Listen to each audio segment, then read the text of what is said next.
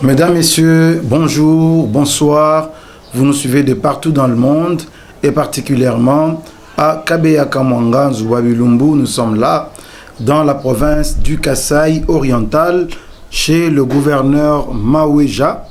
Nous vous disons sincèrement merci de l'intérêt que vous portez sur le travail de Congo Market Télévision. Nous sommes là aujourd'hui dans le cadre de ce magazine que vous aimez tant, Analyse Actu, pour vous apporter des informations et notre cure de désintoxication, parce que vous savez qu'actuellement, les informations courent de partout et même des informations qui ne peuvent être vérifiées, qui ne sont ni vérifiables ni véridiques. Nous nous sommes donné le devoir de vous donner une information vérifiée à la source et que vous-même vous pouvez vérifier en tenant compte bien sûr de ce que vous avez reçu de Congo Market TV. L'actualité est tellement abondante aujourd'hui, mais nous allons tout de même parler na makambu ya sécurité na mboka na biso, parce que boyoka kiango na marche ya FCC, une question très cruciale a été évoquée, répétée par tous, la question de l'incursion des armées étrangères sur les sols de la République démocratique du Congo. Nous allons essayer d'analyser cette question. Nous allons aussi parler d'un sujet d'actualité qui nous a intéressés. Et ça, le président de la République. Le président sortait d'une activité et syndicaliste tellement na balabala ya ministère ya environnement et développement durable telemisa cortège à mokonzi asola na mutumoko mutuana akenda wapi. Les messieurs qui avaient rencontré le chef de l'État na côté à Grand Hôtel, mutuana akenda wapi, aza wapi. Nous allons parler de ça dans cette émission. Nous allons aussi parler de la question, il y a procès 100 jours où il s'agit rebondissement. Vous le savez, Ndeko Vital Kamerhe Azala qui en appelle, et nous avons suivi à travers les médias une information selon laquelle le président de la République, à travers son directeur de cabinet, mais aussi à travers son conseiller spécial en matière de sécurité, pesaki ordre na ministère et affaires étrangères pour que pesa visa te na non, excusez-moi, na avocat ya Vital Kamerhe ya étranger il fallait que outa na France boya ki ko pesa bango visa pour baya ko sambela ye na procès o bandaki moko na lobby.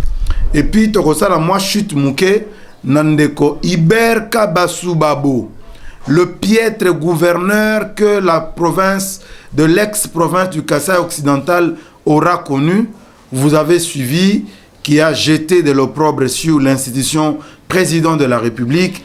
Nous allons essayer de revoir avec vous qui est Kabasubabo, qu'est-ce qu'il a apporté dans le pays et qu'est-ce qu'il est devenu aujourd'hui pour notre action Oyo, Azako mené contre le président de la République en tant que première institution de notre pays.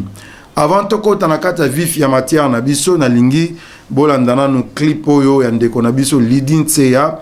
Moi si pasteur Jean-Claude et sa famille bolanda clip naye o eza annonce ya album naye ezobi makalate bolanda bongo tokoba na développement ya ba sujet to annoncer bino na analyse actu ya mokola lelo. Interpellation. Luc 16, 19 à 31. Na beti porte poyo fungolanga, pardon rabuni okamela losambo nanga, salelanga ata mwa faveur ya suka papa, nalobaki na bango batikanga na sala la vie, babanga te avant na kufa na kosenga pardon, zokaliwa alakaka na yete, tangwa kotubela ezwami te. Wape accident nalimwe lokola molinga na mopepe bisika na suki lelo ezalaki destin na ngai te papa.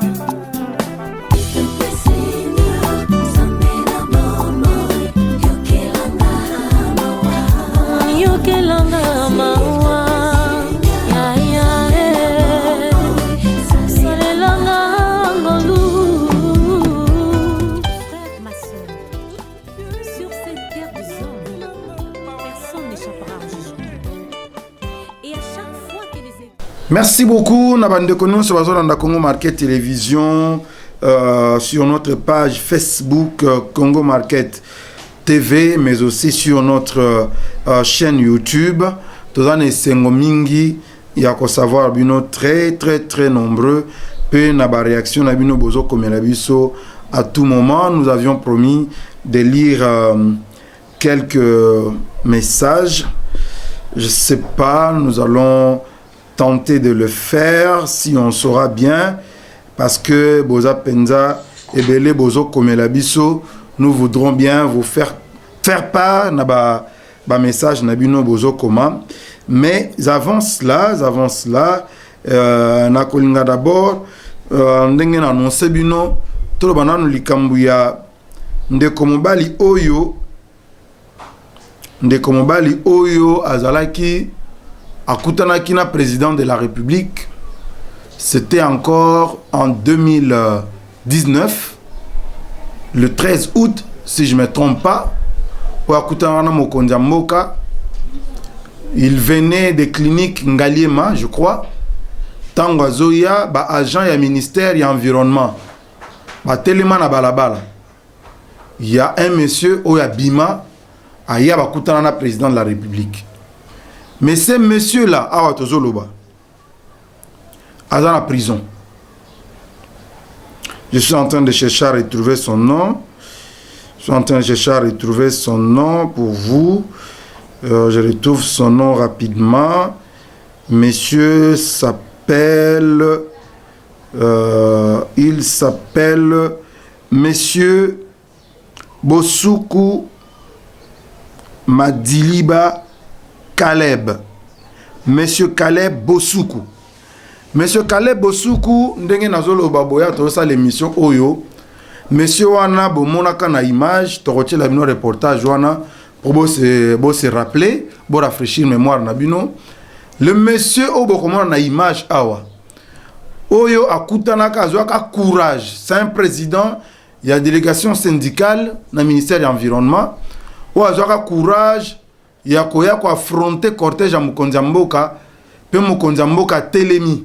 D'après l'information, na biso tata Oyo, courage wana botangwa sangisa baninga na ba syndicaliste.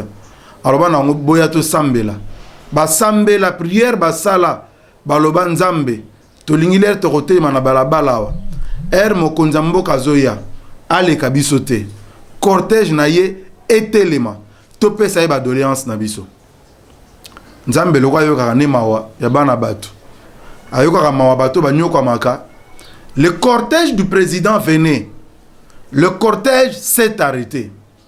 Le président a appelé le délégué syndical, Monsieur Caleb Bosuku.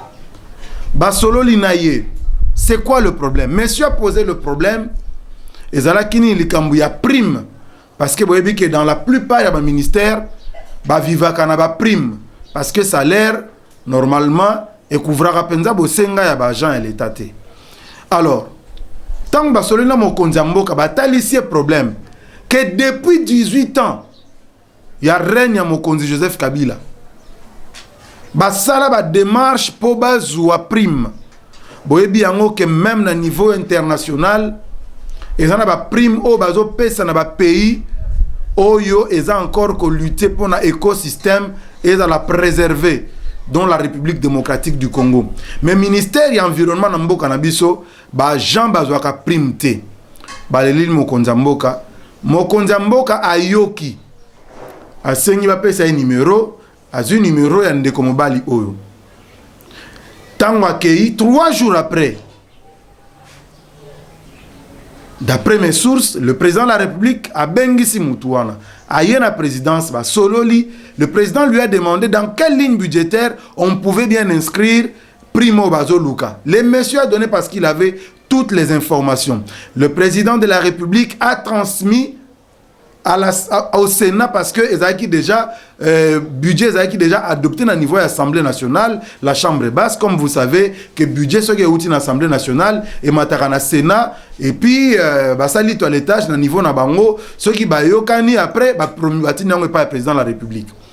Le président a envoyé doléance ya bandeko ya ministère ya environnement na niveau ya Sénat. Au niveau ya Sénat va prendre en compte. On a invité ce monsieur Caleb.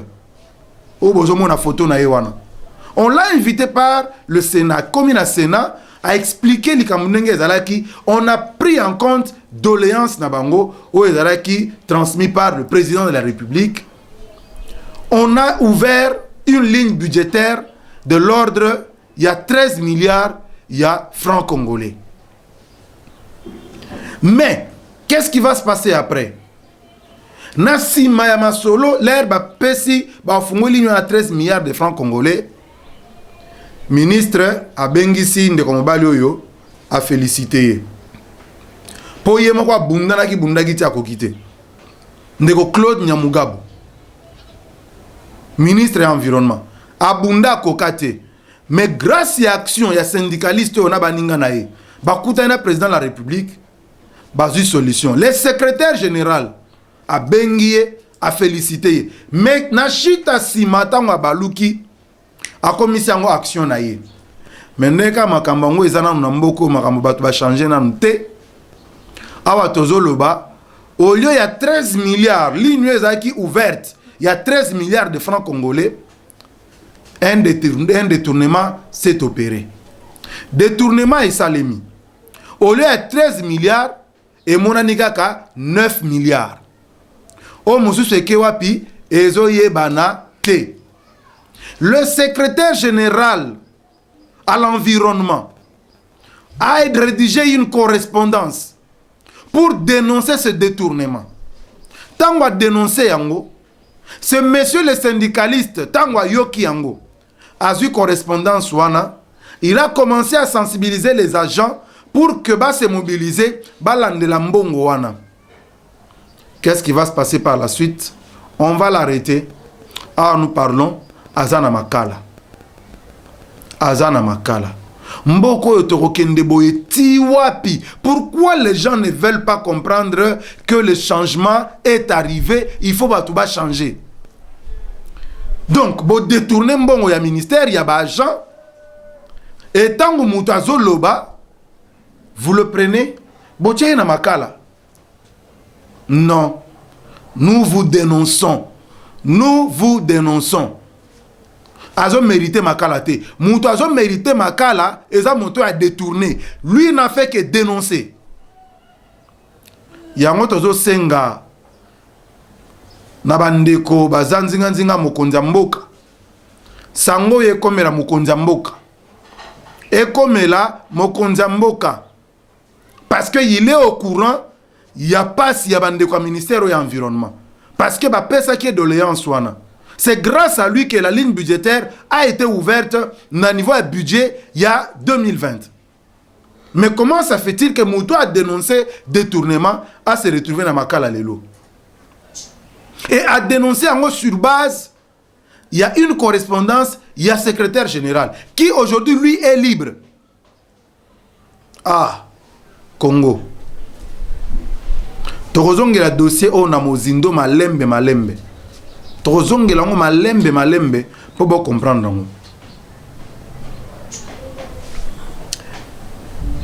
Mais na rolinga bon dans un reportage wana comme ça bo se rappeler na mutango tozolobela.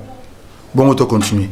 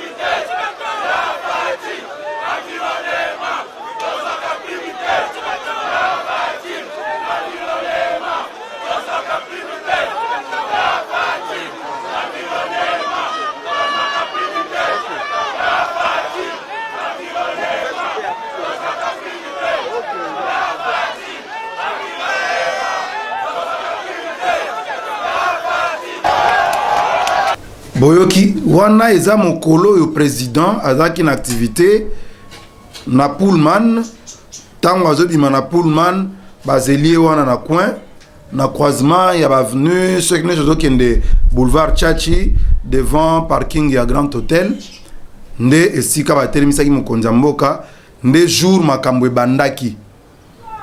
Nde jour makambo ebandaki, oye komema ndeko yo tina makala lelo. Tosengi kaka na bandeko bazanzinga mokonzi mboka balandela likambo yo pour que ndeko Caleb azala libéré azonga a continuer musato zana posa ya ba congolais ya modèle oyo o bazana courage ya ko dénoncer le mal ngai na ka pasi mingi soki nazomona batu bazo s'habituer avec le mal batu bazo linga ko changer te. Ceux qui va moni muto azo linga changer wana bazo lobana ye yonde muto ko bongisa mboko yo. Oui, nous avons besoin de gens qui puissent se décider à un certain moment loba non. Batu nyonso bandimi bêtise menga na kondimango te. Et dans la bêtise les où t'es pas policier. Et dans les où t'es pas général. Mais à un certain moment il faut qu'il y ait des gens qui puissent dire non na bêtise. Non na banti valeur. Il faut qu'il y ait des gens comme ça. Alors, Ndekoloko la Caleb, il a tout notre soutien. Il a tout notre soutien pour que Abima Isika Azawana azonge la poste naye. Azonge la poste naye. Tobimi na dossier wana, vous avez suivi dans les médias procès à Ndeko Vital Kamerhe oye zongelaki parce qu'il y a un interjeta qui appelle pour Andima qui 20 ans après ça qui était. C'est tout à fait logique et normal à interjeter appel à matana instance ya likolo pour na kosenga ba revoir kanaye. Mais eloko to kamuite ezanini biso to kamuite bino peut-être boko kamwa mais biso to kamuite parce que depuis le début avant même début à procès de Vital Kamerhe nous avions déjà dénoncé l'intoxication, le mensonge oyo ezalaki mise en place comme stratégie ya bataille judiciaire au Ndeko Vital Kamerhe a adopté. Parce que vous le savez que Ndeko Kamerhe a même menti à ses avocats. Même les avocats n'ont pas eu vérité. Ils ont eu difficile à défendre. Et Lelo, il s'est retourné na ba avocat ya étranger. Azu ba avocat na France.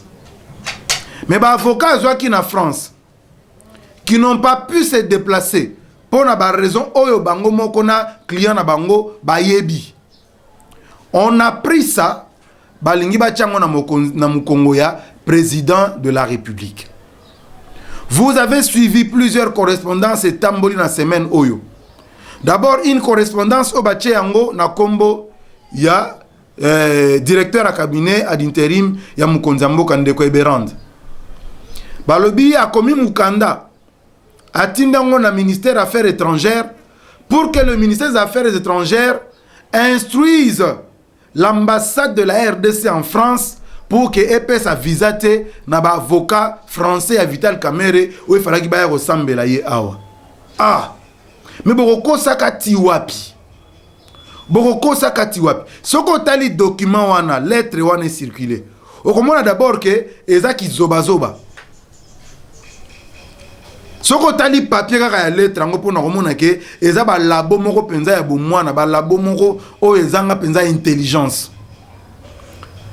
Comment lettre papier moko eza na ba couleur soki misato. Otali bandeli ya texte eza sous fond ya couleur mususu, katikati eza na couleur mususu, suka nango couleur mususu, otali kombo ya Eberand ba combien eza na même ligne te. Quel montage grossier. Est-ce que Soki, président de la République, a lingi à s'impliquer dans le dossier à Vital Kamerhe pour que va bloquer? Est-ce qu'il va écrire officiellement à Komi Mukanda Tindeli, ministre des Affaires étrangères, pour qu'il instruire l'ambassade? Est-ce qu'il va le faire par écrit? Quelque part, vraiment, on a évité de conseiller ou de conseiller à politiciens au Congo, on a évité ceux qui vraiment besoin de temps pour réfléchir. Vous pensez que le président de la République, à l'Ingiasa la Babilo Romoro ya du patrouillage, a commandé un mukanda officiel à Tabinomoko? Non, c'est un faux document. Balongwe wana, ba monique simité na niveau ya directeur de cabinet Mukonzamboka, ba kepa ya conseiller spécial à chef de l'État en matière de sécurité. Oh non, c'est lui qui a interdit Bapé sa visa. Mais qui ne sait pas que Ndeko Beasiku, si à Longwana DGM, ça fait... On t'a mené vers 2 ans. À Longwana DGM, on t'a mené vers 2 ans. Et même ceux qui ne sait pas qu'il y ait le conseil spécial à chef de l'État en matière de sécurité. Namoto a remplacé un DGM. Qui ne sait pas que Nani a habité dans le Congo, que courant et les karaté entre Bangombali. Qui ne le sait pas. Et vous pensez vraiment que c'est dans ces conditions-là que Ndeko Beasiku va s'adresser dans le DG à DGM pour lui demander à que va bloquer octroi à visa na ba avocat à Vital Kamerhe? Comment on peut concevoir Babilo et on dit ça aux Congolais? On les véhicule à travers les réseaux sociaux. On les véhicule à travers les médias na bango. Baninga na biso ba journaliste. Tout ça la musala selon l'éthique et la déontologie. Oto yekola biso na bino na classe. Lokuta ezamabe, ça vous rattrape toujours. Même ngam nazolo ba walelo. Je ne peux pas user du mensonge parce que ça vous rattrape toujours. Ça vous rattrape toujours. Moi, j'ai pris l'option de soutenir le président de la République. Parce que j'estime qu'il a une vision claire. Il éprouve par les actes qui visent à développer ce pays, à sortir ce pays du gouffre. Mais ceux qui opposent que au défendre Bandoki, pardon, Bandekwa FCC, mais basez-vous sur la vérité. Basez-vous sur la vérité et non sur les mensonges. Ah, ça c'est triste. Je vois que les documents, on va vous les présenter. Bon, on a un posté. Pour le moment, ils ont pensé à mon thème ya Kindoki. C'est mon thème Kindoki. Tout ça, pensé à temps Mukemingi. Tant ils ont pensé à Mukemingi. Na kosenga na bandeko, ndeko John, ndeko Jude, bache la biso na no image wana ya Bandoki FCC, pardon, bandeko FCC. Et si ka bazolo ba non et mboka na biso ba intrusion tout ça.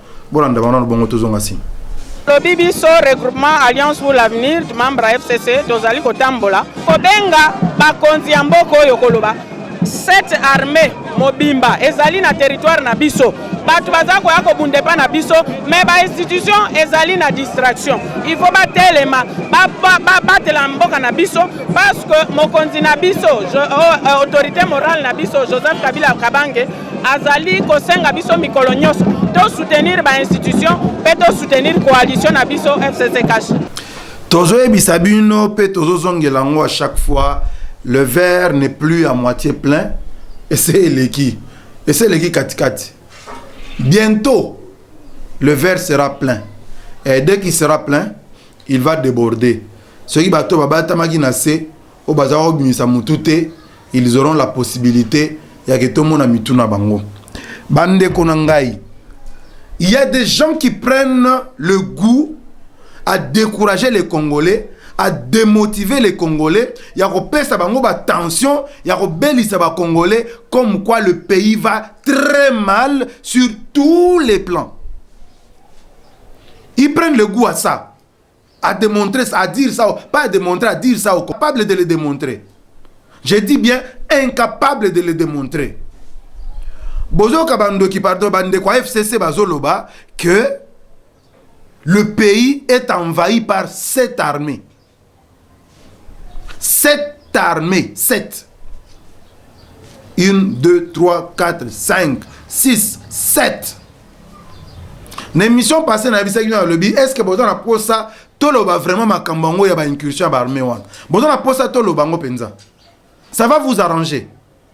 Vous voulez vraiment que le président en parle? Vous voulez vraiment que le président en parle? Bande konanga ba congolais.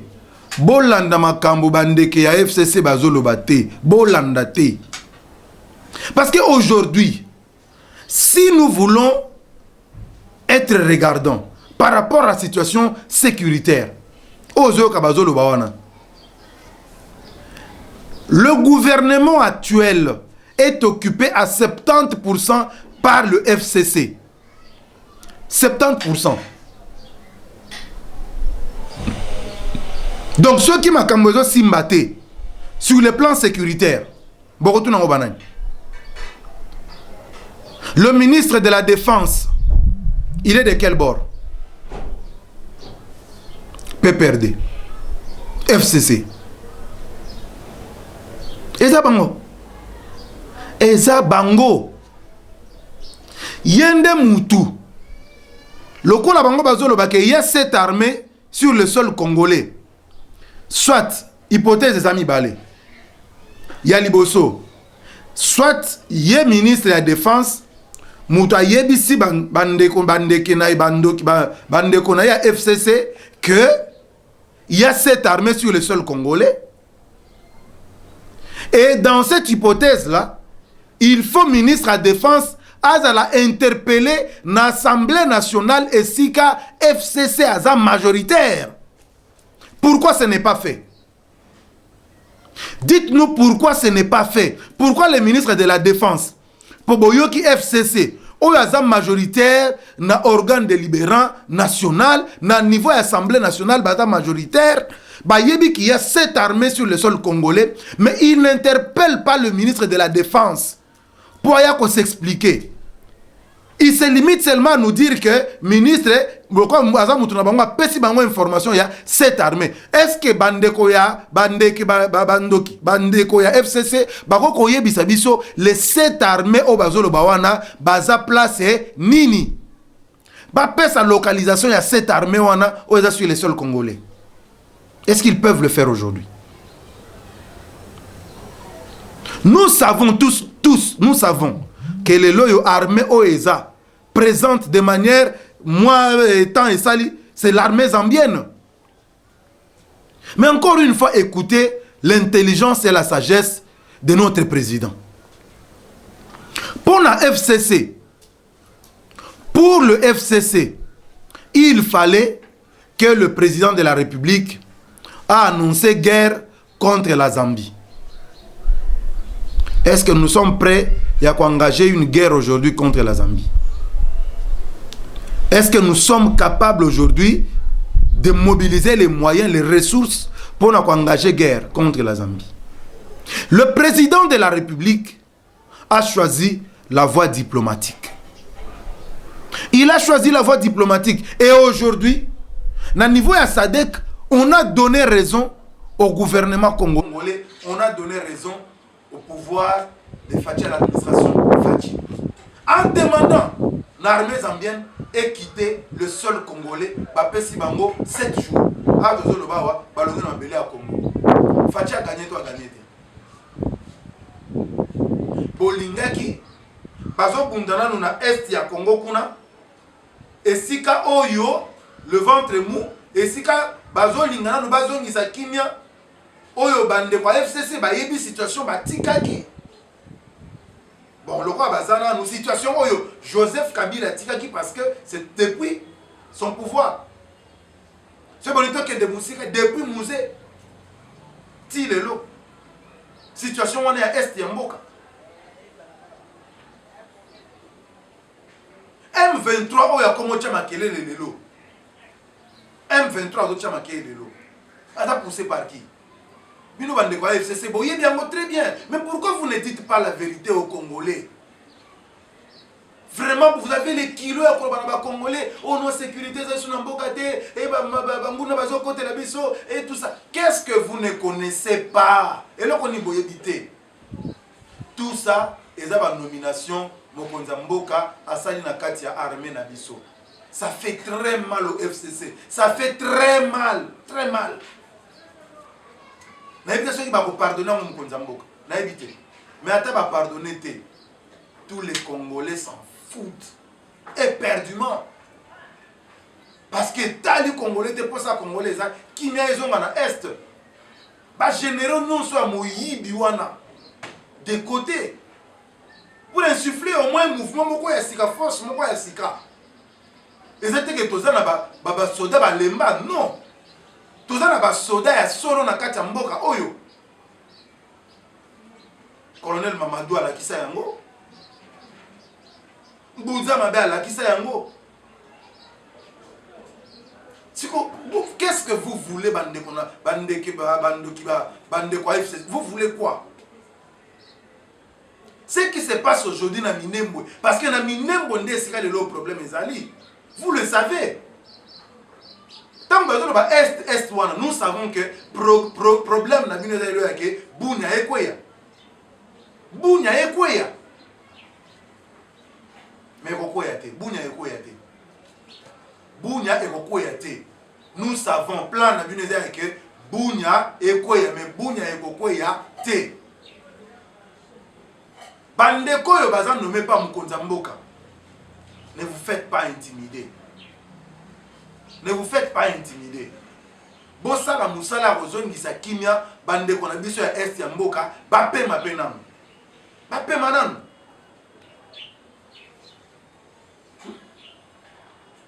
Pour trop c'est trop. Vous le savez depuis Mokonza Mboka hier, les actions qui sont menées. C'est vrai que parfois la communication, et là aussi la moi défaut, bon, tu éviter qu'est-ce qui se passe vraiment au niveau de la communication. Mais nous croyons que Marambo va changer qu'à la minute. Bandego Michel Moulumba, c'est un confrère journaliste qui a fait l'IFACI. Nous croyons qu'ils vont rectifier les tirs bientôt pour les communications. Ils ont appelé Sika Namo. Je parle de la communication institutionnelle. Il est temps pour que la communication institutionnelle ait la place pour dire aux Congolais les actions que le chef de l'État mène. Vous êtes au courant que les 3000 FDLR au Badakina Estamboka, ils sont rapatriés. Et vous savez, Codeco, ils sont en train de négocier avec l'administration Fachi. Ça la reddition. Mais ça, ce sont les actions dont on ne parle pas. On n'en parle pas. Pourquoi? Aujourd'hui, si on parle, on a armée étrangère. Dans Sud Soudan, qui ne sait pas ce qui se passe en réalité? Pourquoi vous voulez tromper les Congolais? Soudanais, entre Bango Kuna. Ceux qui m'ont moko à Kimi, à Yokota na Belé à Congo, oh monsieur soit landier. Ceux qui se retrouvé que Azakunate, Azong, c'est ce qui se passe. Une intrusion on a passé la raté que Baye pour récupérer ma Belé à Congo. Mais pourquoi vous ne dites pas la vérité aux Congolais? Bolibo Kota Mouté Mabé na Katia Congolais pour balinga bino po congolais alinga bandoki bandeke bandeko FCC. Vraiment vous pensez que congolais a sur tant ko linga bino? Congolais a sur tant ko linga bino vraiment? Tout le monde va vidéo. Qui n'a pas vu? Ndenge batu bazolo bakenda qui marche pourquoi? En tout cas, ngana moni ba vidéo ata 50. Ya batu bazolo ba nakenda ki nazo mbongo mpiaka nzala. Et vous pensez vraiment que vous avez encore les Congolais qui peuvent croire en vous? Arrêtez, chers messieurs. Nous avons besoin du développement de ce pays. Nous avons besoin du développement. Je vais terminer par M. Iber Kabasubabo. Iber Kabasubabo a aux États-Unis. Aye na Congo awa. A kota na RCD, rebelle. Na magie kaka ya négociation, il s'est retrouvé dans les arcanes du pouvoir. Il s'est retrouvé gouverneur na Kasai occidental. Qu'est-ce que Hubert Kabasubabo a déjà fait pour les Congolais? Rien. Un investissement quelconque, zéro. Tala français Milaï, tala anglais Milaï, tala ba livre minene. Qu'est-ce qu'il a fait pour les Congolais? Rien. Qu'est-ce qu'il a fait pour la ville de Kananga? Atika et l'autre côté na Kananga. Et l'autre côté. Batu bako koloba ezenti bandeko ba mutombodi kembe. Nde batu bako koloba. Nde bandeko wa diaspora bako koloba. Botana nous sur image na tango tila mino sonte. Botala vidéo oyo. C'est ce que Mutombodi Kembe est en train de faire en Mbujimayi. C'est qu'il est en train de construire en Mbujimayi. Tala investissement modèle oyo. Mutoboy kam ndako za na courage à kotelema aloba pe aganga pe. Ba Denis Mukwege ba ganga kawana. C'est parce qu'ils font quand même quelque chose pour les Congolais. Bazana bato ba lelela bango bato ba kontaka sur bango. Hubert Kabasubabo, qui peut compter sur lui dans ce pays? Qu'est-ce qu'il a fait dans ce pays? Boyokaye bon na zonga bien. Après la violation flagrante de la Constitution par l'initiation d'un programme présidentiel de 100 jours ayant débouché sur un ignoble détournement de 57 millions de dollars américains, aujourd'hui nous assistons à une transgression gravissime de la loi fondamentale par des nominations malicieuses des officiers supérieurs de l'armée en déviation totale de l'article 81 de la Constitution. Cette disposition stipule avec limpidité cristalline que ces nominations se font sur proposition du gouvernement délibéré en Conseil de ministres. Or, dans ces cas de figure, il n'y a eu ni proposition par les gouvernements, ni délibération en Conseil des ministres. Cette transgression précalculée de la Constitution est porteuse de circonstances aggravantes par l'astuce irrespectueuse consistant à envoyer les premiers ministres en mission pour rester orchestrer cette cabale derrière son dos. Méprisant l'institution au gouvernement et dédaignant l'instance Conseil des ministres, ces délits violent la quintessence politologique même du pacte républicain et établit un présidentialisme impérial de facto. Il dénote d'un schéma des confiscations de l'État et de la République avec les ramifications internationales. Les nobium et les lithium rock de la RDC sont déterminants dans le nouveau rapport des forces militaires de la géostratégie mondiale. Chers compatriotes, ces ordonnances manifestement anticonstitutionnelles et indignes de la République sont juridiquement réputées inexistantes. Elles doivent être rejetées par toute la nation selon l'esprit de l'article 27 de la Constitution. L'institution président de la République doit être rappelée vigoureusement à l'ordre par le peuple dans la formule malienne. À cette allure, nous risquons de vivre la libysation de la RDC d'une manière irréversible. Les dérapages présidentiels créent toutes les conditions de 1960-1965, faisant les lits des issues tragiques. Nous devons rejeter la complaisance politicienne et objectivement nous mobiliser comme un seul homme pour contrecarrer la monopolisation de l'État et la manipulation politicienne de l'armée qui sont susceptibles de ruiner la République. Hubert Kabasubabo, aux alliés officialité. Le peu de temps qu'on lui a donné à Kéazala officiel, dans la province de Kasaï occidentale, il a démontré une incompétence notoire à Kokate. Mais comment tu peux avoir le kilo aujourd'hui de t'adresser aux Congolais en disant, très chers compatriotes, quel compatriote tu as dans ce pays? Comment tu peux avoir des prétentions comme ça? Comment tu peux avoir des prétentions comme ça? Aujourd'hui, ça va être comme expert en gouvernologie. Depuis qu'on commence expert en gouvernologie. Nous sommes capables de Congolais ba yokaka. Capables de Congolais ba yokaka. Vraiment ba yoka yopé. Yopé ba yoka yo vraiment. Nous savons que yo, au côté de cette demande d'asile depuis 2017, pour qui m'a yémé, pour qui m'a Joseph Kabila, au Bossanyamou, demande d'asile au côté de cette île, nous avons une réponse. Donc, au bandit, c'est quoi yo, qu'on sait que l'administration Fati et Chayoka, après les Baosanet Balouki, au Kima, pour obtenir asile aux États-Unis, aux Zango bien. Ah, papa, botika ba je wana ko bozo ko ça va congolais pourquoi nana yebi binoté au senga asile mais le kozo sala wana Joseph Kabila pesa ka yo confiance a pesa yo province mobimba o gérer une province minière parce que le Kasaï occidental a le diamant. Qu'est-ce que tu as fait du Kasaï occidental? Ata moi ndaku ya mukebo yo tikela bango na Kasaï occidental. Mais aujourd'hui, tu as les kilos à couper, ça va te faire des leçons au nom d'ordonnance. Pour ton information, l'ordonnance, c'est déjà en application. La remise et reprise, c'est ça déjà. Ce qu'on est à monter. Et ça déjà. Et ça sera appliqué. Si vous ne voulez pas comprendre que le changement arrive, le changement est là et il va s'imposer à vous. Monsieur Iber Kabasubabo, apprenez à vous mettre du bon côté de l'histoire. Maître Monabiso Yangwana, apprenez à vous mettre du bon côté de l'histoire. Sinon, le changement va s'imposer à vous.